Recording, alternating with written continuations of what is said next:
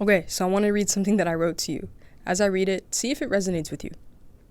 I wish that I could wake up and stop trying to be perfect and kill the lies that all of my flaws are proof I don't deserve it. Because if I wasn't scattered, was present, and somehow more, then maybe you'd stay in my life and I'd have what I'm reaching for. I found that we all try to impress people, usually to fill some kind of void. For some of us, it's we try to impress people with money and the things that we buy. For others, you care about relationships, so you impress people with the person who's standing next to you. Other people, it's mastery, status, recognition, like myself, achievements, that matters a lot to me. Right, we all have our one thing.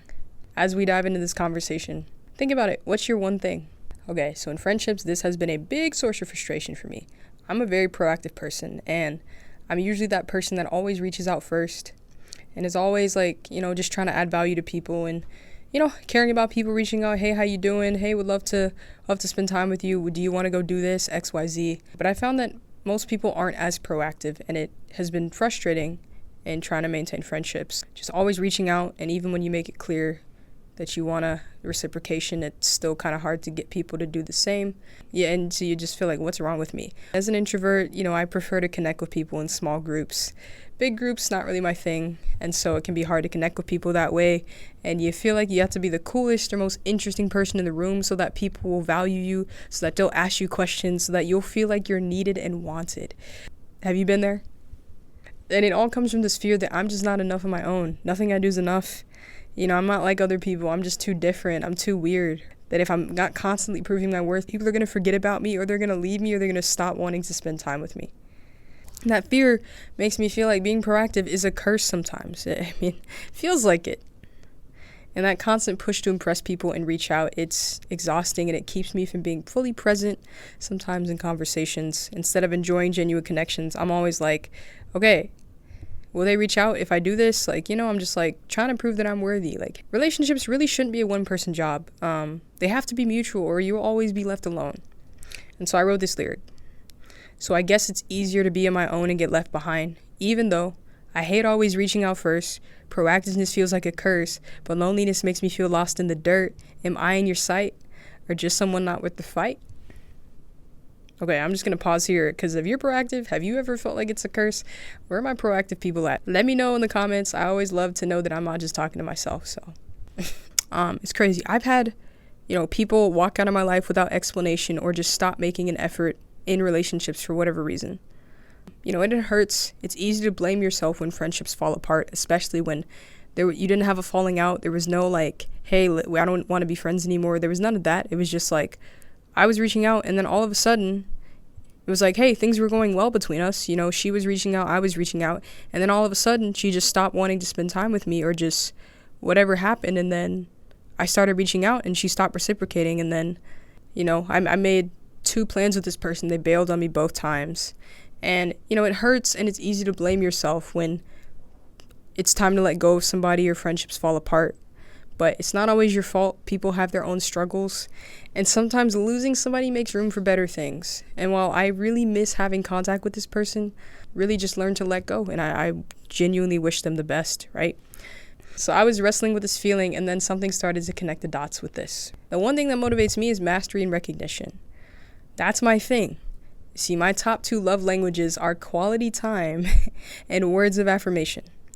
And so for me, quality time means that others are reciprocating and matching my energy, and also reaching out, putting in effort, so it's not just me. And then the words of affirmation, it's they help me feel appreciated and valued. So understanding why I was chasing approval was the first step toward letting it go.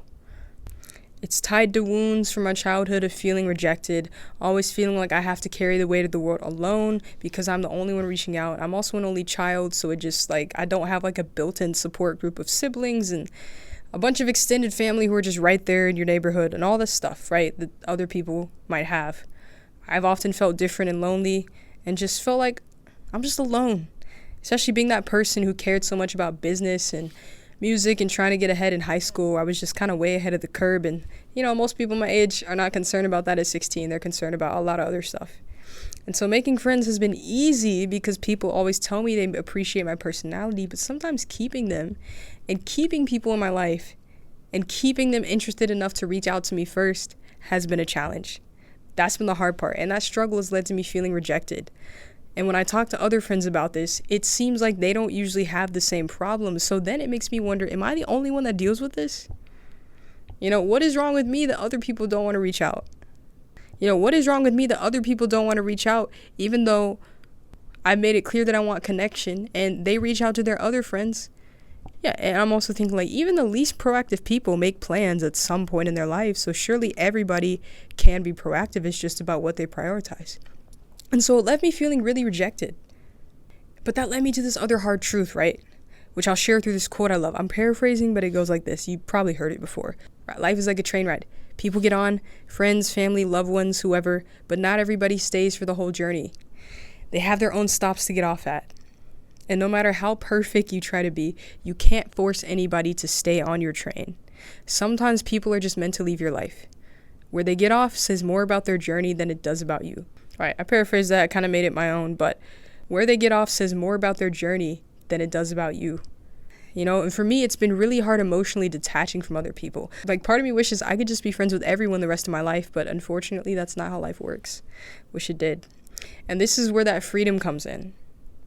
I struggled so much also with social media, trying to post things because of those rejection wounds, trying to post things to prove to other people, hey, you should be my friend because, I've done this, or I've been to this place and I'm a real musician and I'm making it and I'm growing and, look at me, right? And my life has cool things going on and it's cool. I'm cool. You can be my friend, but it's exhausting. And lately I'm learning to let go of even caring or even checking who sees my social media posts or even checking likes. I've honestly just stopped caring. Like on Instagram, I used to check who was seeing my stories, how many people. Like now, when I post a story, I don't really even check it anymore. I just don't want to care and don't want to even know if somebody has seen my story or if a certain person I want to see the story hasn't seen it. I just don't want to know. If you don't check, you don't know. And so I've struggled with social media, and I'm sure you feel the same way, right? It's exhausting, right? And there's also this pressure with social media, this unspoken pressure that in order for something to be a real experience, it has to be validated by other people, right? So if you go on a trip, you can't just not post about it. That doesn't count. It doesn't mean anything if your 2,000 friends don't see it. So you have to post about it in order for it to mean something. It's sad that we can't even have experiences just for us anymore. All of our experiences have to be shared with other people for them to mean something. And I fall into this trap all the time where I'll go somewhere or do something and it's like, oh my gosh, I really want to post this. And if I don't, I feel like it won't count, or I feel like it won't matter because other people are posting their things. And when other people are posting stuff, they always have other people in their photos, but I'm always doing stuff alone. So then if I post it, it'll feel like I have somebody with me that cares. But here's the thing. You don't need other people to validate your experiences. I want to challenge you. Do something this week just for you. Don't post about it. Try doing something just for you. It'll be very freeing. All right? And then here's another secret is that most people don't notice and that most people don't care because they're too busy trying to be impressive to other people. They don't really care about all the cool things you're doing because they're too focused on their own life. And then they also can't read your mind. So even if, you think other people can read your mind, they can't. And when you realize this, it's freeing. You start learning to let go and just not caring. You start posting because you want to post or posting because you feel like you have something meaningful to add, not because you just want attention, right? Even if your friends don't comment or respond the way you want, it doesn't make what you shared pointless. Your experiences don't need likes or attention from others to matter. And this truth also reveals who your real friends are, right? And one of the cool things is I recently celebrated 7 years of friendship with one of my friends that I've actually met at a summer camp back in high school. Crazy story, we've actually only seen each other in person twice. Met on the last day of camp, and, God has just really used her in a great way in my life. And so that relationship isn't built on anything superficial. For the most part, it's mutual.